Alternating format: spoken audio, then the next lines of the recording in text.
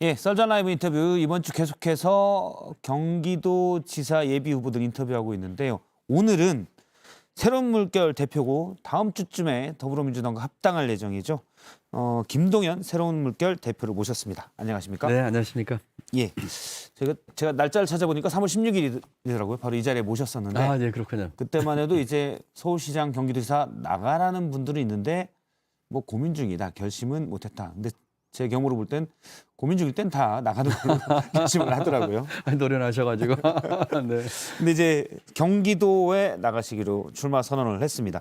일단 민주당과 합당 서약을 어제 했고 합당은 언제쯤 되는 겁니까? 합당은 지금 15일께까지 마무리 지려고 생각하고 있습니다. 다음 주 금요일입니다. 다음 마무리 주에. 지려고 생각하고 있습니다. 네. 그러면 이제 민주당 예비 후보로 나서는 데는 전혀 네, 문제는 없죠. 그렇습니다. 예, 이제 합당이 되면 뭐 그 전에 등록을 해서 새물결이 되더라도 합당이 되면 자동적으로 당적이 바뀌게 되기 때문에 예. 이제 민주당 예비 후보가 되겠죠. 알겠습니다. 일각에서는 이제 민주당 경선을 통과하고 그다음에 유승민 후보든 김은혜 후보든 본선에서 국민의힘 후보들과 맞붙어야 됩니다. 일각에서 민주당 내에서 다른 예비 후보들이 안민석 의원, 조정식 의원, 염태영 전 수원시장 등이 무슨 서약식까지 하느냐 합당 꽃가마 태우는 거냐라고 날선 비판을 합니다. 어떻게 생각하십니까? 서약식은 저희가 하자는 게 아니라 민주당에서 하자고 제의를 받고 저희가 응했던 것이고요. 꽃가마라고 하면 뭐 예컨대 경선 없이 뭐 전략 공천하면 꽃가마지만 지금 뭐 제가 누차 밝혔다시피 경선 규칙 이런 거 뭐 당의 결정에 쿨하게 따르겠다 예. 이렇게 했는데 뭐 꽃가마 이런 건 아닌 것 같습니다. 경선 룰이 나는 새로 영입되는 사람인데 5대5 권리당원 50% 그다음에 여론조사 50%가 큰 원칙인데 이건 좀 권리당원 50%는 과도한 것 아니냐라고 과거에 말씀하신 적이 있으시잖아요. 근데 지금은 상관없다는 말씀이신 거죠? 네, 그렇습니다. 사실 뭐 바깥에서 온 사람이 권리당을 한 명도 알지도 못하고 심지어는 저도 투표권이 없어요. 예. 그런 상황이니까 그 바깥에 온 사람에 대해서는 더군다나 합당까지 한 사람에 대해서는 불공정하다라는 얘기가 나올 수 있겠죠. 뭐 그렇지만 통 크게 예. 이런 것들을 감안해서 당에서 결정한 대로 따르겠습니다. 그 말씀은 자신 있다는 말씀이신가요? 뭐 이재명 우리 후보 어떻든. 뭐 그런 것보다도 이재명 후보와 연대할 때도 그렇고 이번 합당 제의를 받고 저희가 응낙할 때도 아무런 조건을 내세우지 않았습니다. 예. 그냥 큰 길을 당당하게 가겠다고 하는 자세로 통 크게 받겠습니다. 하나하나 이제 당내 내부의 견제부터 여쭤보도록 하겠습니다. 얼마 전 안민석 의원이 네. 민주당의 경기도 예비 후보죠. 경기도지사 예비 후보인데 이 자리에 나와서 김동연 대표님이 국정농단 부역자다라고 주장했습니다. 그렇습니까? 제가 구체적 정황을 물어봤는데 그건 나중에라고 안민석 의원이 얘기를 하고 그렇습니까? 반박을 좀 하신다면요. 뭐 굳이 반박할 필요성을 느끼지 않아요. 왜냐하면 당내의 경쟁자들은 다 원팀입니다. 예. 지금 서로 금도를 지키면서 정정당당하게 경쟁을 해야 되고 경쟁이 끝나면 한 팀이 돼가지고 힘을 합쳐서 이 중요한 선거에서 이겨야 되는 그런 협력 관계를 유지해야 되기 때문에 일일이 하시는 말씀에 대해서 제가 뭐 대응할 필요는 없고요. 아마 제가 가장 유력한 후보이기 때문에 그런 예. 얘기들을 많이 하는 게 아닌가 싶고 굳이 유력한 후보기 때문에 도를 넘은 공격들이 있는 거고 뭐 일일이 이렇게 대응하지 않겠다. 보니까 뭐 그렇습니다. 그냥 저는 품 넓게 그분들 하는 얘기들 다 받아주고 일일이 대꾸하지 않겠다는 생각입니다만 좀 도가 지나친 경우도 있는 것 같아요. 예. 한 가지만 말씀드리죠. 박근혜 정부에서 뭐 국정농단 이 얘기를 하는 것 같은데 제가 박근혜 정부 초대 국무조정실장을 했는데 제 손으로 사표를 쓰고 나온 사람이에요. 제가 거기에 여러 가지에 반대하고 또 제 뜻과 안 맞아가지고 제가 사표 제출하고 여러 차례 쫄라서 예. 결국은 사표를 내고 제 발로 걸어 나왔습니다. 뭐 그거 하나면 뭐 다 커버되지 않을까요? 박근혜 저도 그 얘기는 좀 못 들었었는데 네, 박근혜 뭐 정부 초대 국무조정실장, 국무조정실이 뭐 그렇습니다. 총리 밑에서 전체 통화하는 자리잖아요. 통화하는데 한 6개월 지나서부터 제가 사의를 표했고요. 한 사의 수정이 안 돼서 거의 한 10개월 이상을 계속 사의를 표했고 뭐가 그렇게 안 맞았습니까? 여러 가지 그 국정 운영의 내용과 방법에 대해서 저는 이건 아니라는 생각이 들었습니다. 물론 그때는 국정농단 이런 게 나올 때도 아니었으니까. 그래서 장관급 공무원이 소식껏 일할 수 없는 분위기라고 생각을 했고 계속 사의를 표했고 안 받아들여서 나중에는 제가 칭병까지 했어요. 예. 칭병. 칭병. 예, 칭병 아파서 못하겠다. 예. 그러고서는 그 사의가 수용돼서 제가 제 발로 걸어 나온 아마 최근 수십 년 동안에 장관급 공무원이 그렇게 해서 나온 경우는 거의 제가 유일할 겁니다. 그러고 제가 나와서 경기도 양평에 농가에 방을 얻어서 치과를 6개월 했을 정도였거든요. 그렇게 제가 뭐 저항이라고 할까요? 반대를 했는데 저한테 그렇게 얘기하시면 섭섭하죠. 알겠습니다. 그때 당시에 사의를 표명했던 기사는 저도 그 당시에 이제 그렇습니다. 기재부를 네. 맞습니다. 저는 예. 취재한 적이 있기 때문에 네, 그 얘기는 네. 들었었는데 정부가 안 맞아서라는 얘기는 지금 처음 듣는 것 네, 같습니다. 제가- 당시 박근혜 정부가 안 맞기 때문에 안 한다. 예, 이 여러 가지 그 국정 운영의 방향과 그 일하는 방식이 저는 맞지 않았습니다. 그리고 소식껏 제가 일할 수 있는 분위기 되지 못했고, 그래서 그날 제가 사의 표하고 나오는 날 이게 속보로 뜰 정도로 그게 뉴스거리였었거든요. 예. 그리고 제가 바로 다음 날 경기도 양평에 농가에 가서 치과했을 정도였으니까 오히려 소신 있는 강단 있는 공무원으로서 제가 제 소신껏 한 것을 가지고 그렇게 얘기하시면 조금 못내 서운하죠. 그렇지만 뭐 전 당내 경쟁자 분들이 다 한 팀이기 때문에 뭐 일일이 여기에 대해서 뭐 대응할 필요 없이 그냥 큰 품으로 이렇게 안고 가려는 것이 제 생각입니다. 일단 그러면 제가 그 말씀을 듣고 이렇게 생각이 되는데요. 하나는 이것부터 먼저 여쭤보면 자, 문재인 정부에서도 소득주도 성장에 이건 맞지 않다. 또 급격한 최저임금 인상에 반대하셔서 반대했습니다. 부총리 시절에 장하선 정책실장과 큰 소리가 밖으로 새어나갈 정도로 싸웠고 그렇습니다. 박근혜 정부 국무조정실장일 때도 안 맞아서 했고 그때 이 사람들 자꾸 안 맞는 거 아닙니까? 이게 더 본질적인 건가요? 그게요. 아니면 저희가 소신파라고 봐야 됩니까? 소신파라 봐주셔야죠. 왜냐하면 그렇다고 해서 제가 몸담고 있거나 이런 정부에 제가 해가 되는 일을 하지는 않았습니다. 예. 어떤 정부든 성공해야 됩니다. 그것이 대한민국과 대한민국 경제를 위한 길이기 때문에 제가 공직자로서 제 소신껏 할 수 있는 범위 내에서 최선을 다했고요. 사실은 이명박 정부 때 차관하면서 제가 사표를 냈었습니다. 그렇기 때문에 제 소신과 맞지 않았던 것에 대해서는 분연하게 제가 제 의사를 밝혔고 그러면서 강단 있게 공무원 생활을 했다. 관료라고 해서 이렇게 시킨 대로 하는 그런 거 아니다 하는 걸 분명히 말씀드리고 싶습니다. 예, 알겠습니다. 소신과 맞지 않는 일에 대해서는 늘 사표를 던졌다. 뭐 출세하기 위해서 내가 부역한 일은 없다라고 해석하면 되겠죠. 그럼요. 예. 네. 알겠습니다. 일부 민주당 예비 후보에서는 김동연 대표님의 정체성도 좀 봐야 된다. 앞서 말씀하신 대로 MB 때도 계셨고, 그다음에 국무조정실장을 박근혜 정부 때도 했고, 또 어떻게 보면 문재인 정부의 초기에 문재인 정부의 중요한 경제 방침에서 충돌도 했었기 때문에 이런 말도 나오거든요. 이 부분에는 어떻게 보십니까? 제가 한 가지만 더 말씀드리죠. 예. 노무현 정부 때 제가 비전 2030을 만들었습니다. 예. 그 내용이 그 당시 정부와 그 이후에 문재인 정부 이르기까지의 뭐라고 할까 하나의 기본서 비슷한 바이블처럼 됐습니다. 그 비전 2030 보고서를 제가 만들었거든요. 예. 노무현 대통령께서도 자기 재임 중에 가장 뛰어난 보고서하면서 극찬하셨던 그 보고서고 문재인 대통령이 제게 부총리를 제했을 적에 제가 사양했음에도 불구하고 그 보고서 저자가 이제 실천에 옮겨되지 않느냐 해서 했던 것이 접니다. 그렇기 때문에 저는 여러 정권을 거치면서 관료로서 제 소신껏 일을 했습니다. 예. 그 비전 2030 보고서에서 25년 뒤 대한민국 미래를 제가 복지국가를 제시를 했고 성장과 복지가 함께 가는 동반 성장을 주장했습니다. 예. 그것이 지금 민주당과 소위 말하는 진보 세력의 중요한 핵심 가치에 해당되는 것이었거든요.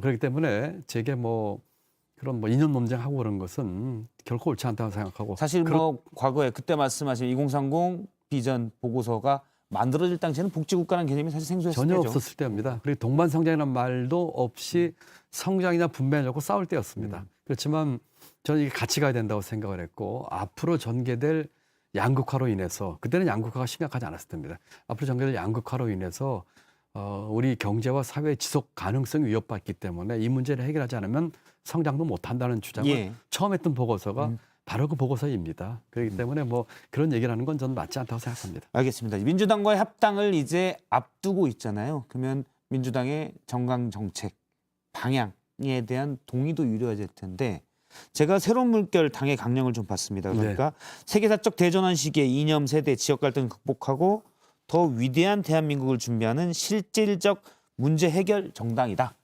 라고 그렇습니다. 새로운 물결 당의 강령 네, 그렇습니다. 1조에 써 있던데요, 전문에. 네, 그렇습니다.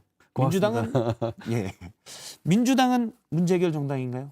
민주당은 이제까지 그 대한민국 정치 또는 역사에서 문제 해결에 큰 역할을 했었죠. 예. 군정 종식하고 민주화를 이뤘고 IMF 위기를 극복했고 복지국가의 토대를 만들었습니다. 그런 면에서는 역사의 도덕 흐름으로 봤을 때 문제 해결 정당이면 틀림이 없습니다. 예. 다만 그 과정에 이제 조금 미세하게는 그와 같은 문제 해결에 있어서 조금 덜 민감하거나 문제 해결 능력을 덜 보인 적은 있었습니다.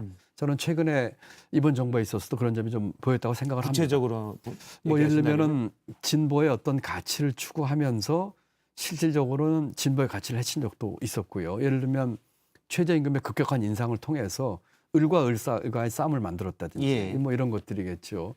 그런 점에서 그 다소간에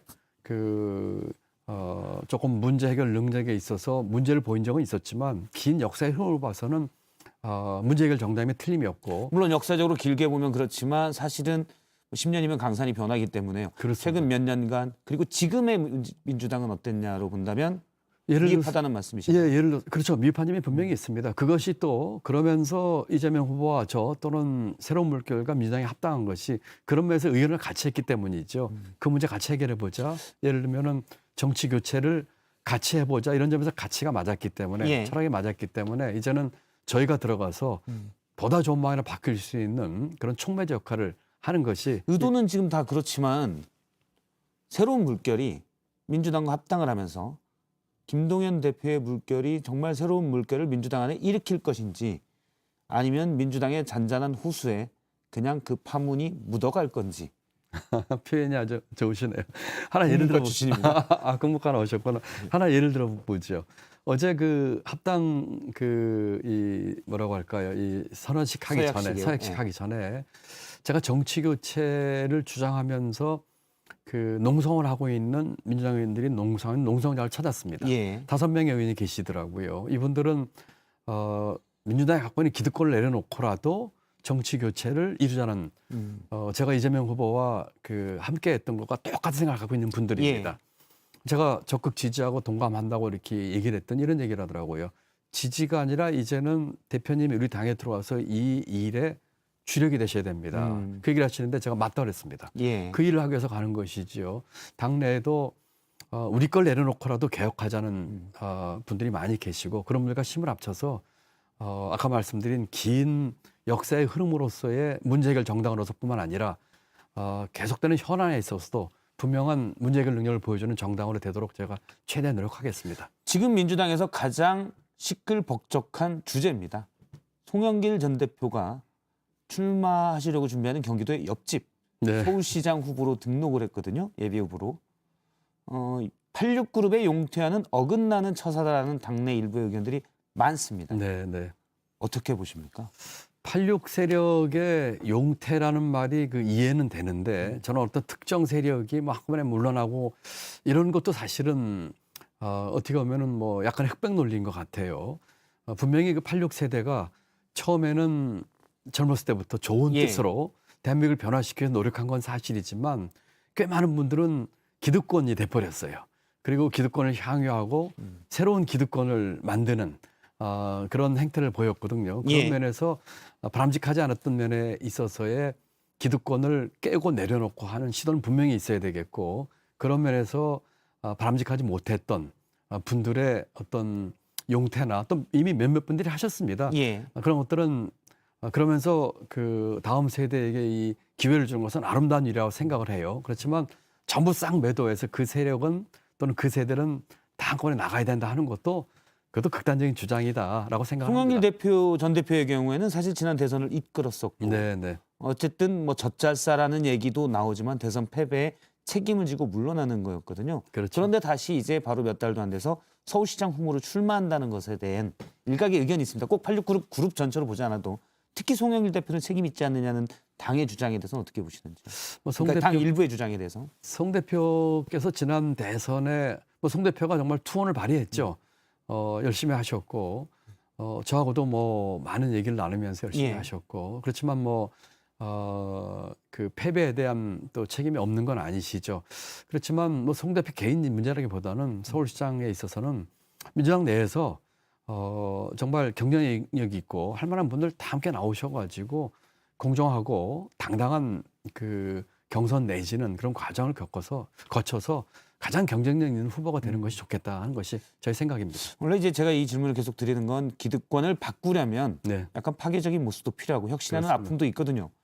그런데 이제 민주당 경선에 나가시게 되면 권리당은 50%의 지지도 얻어야 되기 때문에 이런 문제에 있어서 김동연 대표님이 사실은 대답하기가 애매할 수도 있고 그래서 계속 여쭤보는 겁니다. 네, 네, 근데 지금 들은 거는 딱 분명한 네, 그런 거라기보다는 네. 제가 듣기로는 일단 뭐 책임은 있지만 서울시장 후보에 다 나와서 경선하는 게 맞지 않느냐 이 그러니까 정도로 저는- 이해를 하면 되겠습니까? 그러니까 저는 뭐 특정인에 대한 뭐 얘기를 이렇게 하는 것보다는 예. 이번 지방선거가 굉장히 중요하지 않습니까? 특히 이 수도권 선거가 이 전체 판을 좌우할 것이고 여기에 따라서 새 정부와의 관계도 설정이 될 것이고 하기 예. 때문에 이 수도권에서 적어도 이 서울과 경기도에서는 가장 경쟁력 있는 후보가 나와야 되겠다. 그를 위해서는 나올 가능성이 있는 분들 나오셔가지고 공정하고 당당한 경쟁을 통해서 범정치 교체 세력이 기득권 유지 세력과 맞설 수 있는 그런 후보를 내야 되겠다 하는 말씀을 드리는 예. 것이죠. 이재명 상임고문 얘기를 오늘도 인터뷰 중에 지금 네. 한 10여 분 정도 지났는데 2번 아, 얘기하셨거든요. 그랬나요? 명심에 기대십니까? 아닙니다. 저는 명심이 뭐, 있다고 보십니까? 김동연 대표에게? 저에게는 뭐 그런 건 없고요. 제가 이제 선거 끝나고도 여러 차례 통화는 했지만 예. 통화한 내용은 저와 이 후보와 함께 공동선언했던 내용들이 사실은 선거에서 이기면 이런 걸 하자는 내용뿐만 아니라 구체적인 시간계까지 짜놨어요. 예. 그런데 이제 선거에서 이렇게 애석하게 이제 지는 결과 나오다 보니까 그렇다면 이것들을 새로운 환경에서 어떻게 추진할 것인가에 대해서 주로 논의를 했고 그거에 대해서 서로 토론을 했고 하는 것이었지 특정한 지방 선거의 뭐 어떤 지역이나 뭐 특정 후보나 뭐 저에 대한 뭐 이 출마 얘기 그런 얘기 일체 없었습니다. 예, 명심에 기대는 건 아니다. 아닙니다. 예. 명심이 누구에 있는지는 관심 없다. 까지도 해석도 가능합니까? 예, 뭐 지금 이재명 후보께서 지금 적어도 당내 경선 과정에서 특정 후보를 뭐 밀거나 이런 태도를 취하지는 않으실 거고요. 예. 이제 경선이 끝나서 후보가 정해지면 그때는 이제 당을 위해서 또 나름대로 기여를 하실 수 있지 않을까 생각합니다. 뭐 이준석 국민의힘 대표가 불을 더 지르긴 했지만 이재명 상임고문의 6월 보궐선거 출마설이 있습니다. 이제 광역자치단체 단체장 또는 뭐 기초자치단체장에 나오는 국회의원들이 나오게 되면 공석이 되고 보궐선거를 네, 치르게 네, 되는데 어떻게 보십니까? 나오는 게 낫다고 보십니까? 아니면 나오면 안 된다고 보십니까?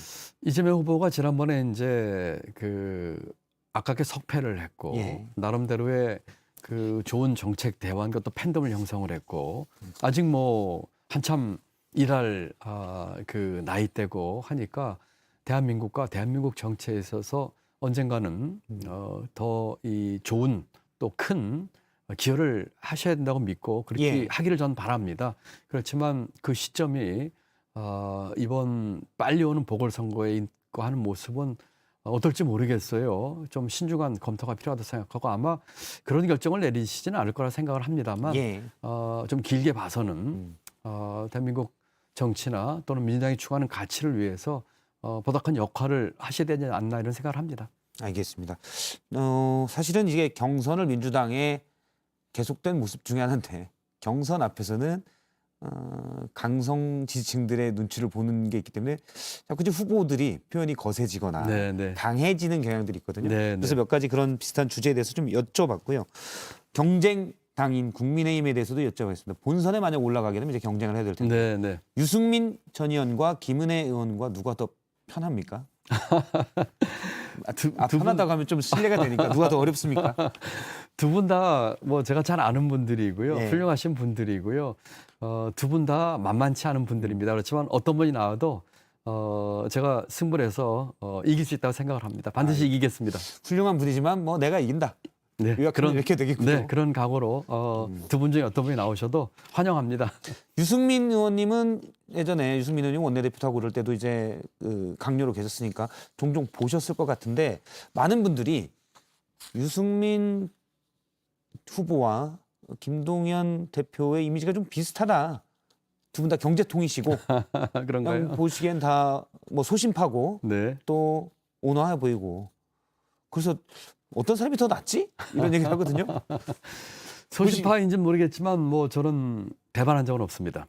적어도. 유승민은 아니고 유승민 뭐, 후보는 배반을 했다. 뭐 그런 그건 유승민 후보가 들으면 엄청 화를 낼 것 같은데. 예. 뭐 제가 그 아까 말씀드린 각 정부에서 소신껏 했지만 예.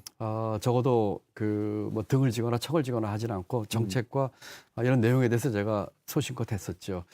뭐 이렇게 비유하면 어떨까요? 우리 저 유승민 전 의원께서도 뭐 훌륭한 경제 통이시고 그렇지만 자 밥을 짓고 반찬을 짓고 밥을 먹는데 저는 땀 흘리면서 밥도 줘봤고 반찬도 만들었고 설거지도 직접 했습니다. 손 걷어붙이고 예. 물에 손을 담갔습니다. 그런데 어떤 분들은 밥이 되다 질다 반찬이 짜다 싱겁다 또는 설거지 이렇게 해라 이렇게 훈수두는 분들 많이 계시죠. 그 차이 아닐까 싶습니다. 시어머니 또는 시누이다는 말씀이시죠. 뭐 의정활동하면서 경제 운영과 이런 것에 대해서 이런저런 논평과 비평과 또 질의는 하셨지만 저처럼 팔 걷어붙이고 손에 물 묻히고 예. 흙탕물에 발 걷어붙이 들어가고 이러진 않으셨죠. 알겠습니다. 유승민 후보는 유딩크라고 불러달라. 유딩크? 네. 본인이 잘 할 수 있다. 물론 뭐 예전 그 집권여당의 원내대표를 하기도 했기 때문에 그런 역할들을 또 많이 하셨었고요. 그런 부분을 강조하셨었고요. 윤석열 인수위 한 달 됐습니다. 평가를 좀 해주신다면. 벌써 한 달이 됐나요? 예, 30일 됐더라고요. 뭐 하면서 한 달이 지났는지 모르겠네요. 인수위 구성만 놓고 본 건 아니고 그러니까 대선 이후에. 대선 이후에. 예. 한 달 동안 뭐 했는지 잘 기억이 안 나는데 딱 하나 들어옵니다. 청와대 집무실 이전, 용산 이전만 들어옵니다. 그만큼 인수위가 지금 두 달 동안에 거의 반이 지나간 것 같은데 저도 인수위 경험이 있고요. 예. 인수위에서는 국정운영 방향과 국정과제를 정하고 선거 중에 수많이 내뱉었던 공약 정리하고 이래야 되는 기간인데 지난 인수위 동안에서는 그런 모습은 안 보이고 큰 방향으로 국정을 어떻게 끌고 갈 것인지 국정 과제는 무엇인지 이것은 안 보이고 용산 집무실 이전이라든지 이런 문제는 벌써 좀 유감이고요. 예. 지금부터라도 빨리 이 새 정부가 나아갈 방향과 국정 과제 정리해서 국민들에게 제시하고 희망을 주는 일을 해야 되겠다 이렇게 생각합니다. 알겠습니다. 원래 저희가 다음 주쯤에 김동연 대표님과 유승민 후보와의 토론, 1대1 토론을 이 자리에서 진행하려고 했는데 뭐 일정 등이 조금 안 맞아서 그 다음 주나 이렇게 해서 모시도록 하겠습니다. 괜찮으시죠? 네, 뭐 하여튼 열심히 노력해 보겠습니다. 그 스튜디오 앞에서 제가 말씀을 미리 드렸었습니다. 네. 네, 김동연 새로운 물결 대표와 얘기를 나눴습니다. 고맙습니다. 네, 감사합니다.